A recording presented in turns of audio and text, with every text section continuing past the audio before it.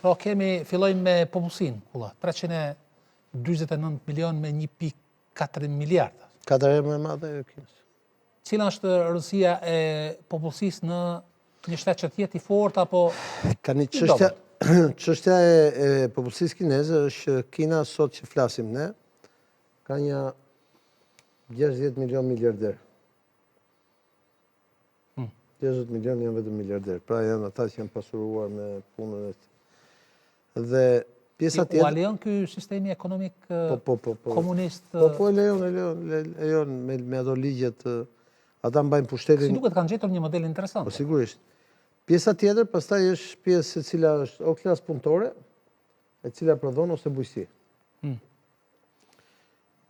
Dhe Kina është kaq e bindur që niveli i zhvillimit të Kinës do jetë gjithmonë duke u rritur më lart në 50 vitet e ardhshme, sepse edhe sikur të mos shiste më jashtë, Kina do shiste brenda në tregun e brendshëm. Dhe do të mjaftonte vetëm tregu i brendshëm kinez për të vazhduar rritjen e ekonomisë. Tani ku është problemi me tregun e brendshëm kinez?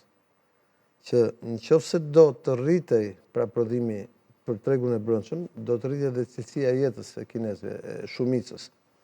Po të rritesh cilësia e jetës e shumicës e njerëzve, atëherë do të rriteshin kërkesat e tyre për drejtat e njeriut. Dhe ky regjim politik që është në Kinë rrezikon të shpërbërë nga brenda, duke patur parasysh që Kina është një mbasi gjuhësh edhe etnish brenda llojit. Domethënë në lindje ka dhe mysliman, popullsi të madhe domethënë, jo të vogël.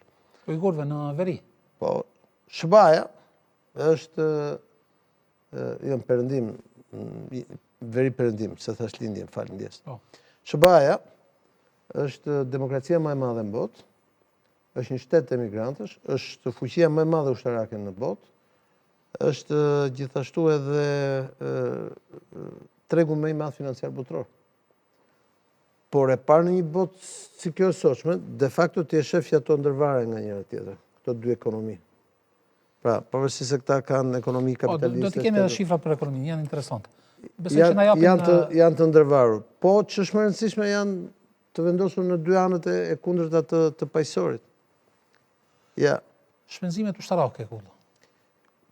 Amerika është tek 1 trilion. Janë 3 fish janë më shumë. Kurse këta janë gati. Janë 4 fish më pak. Por duhet të kuptojmë që Kina ka ardhur duke rritur çdo vit më shumë buxhetet. Rritja e buxheteve kineze, sidomos në teknologji, ka qenë më e lartë se sa. Buxheti ushtarak ka pas shumë vogël. Ka pas shumë vogël, po shih sa të lartë ka tani. Dhe ka gjithmonë në rritje.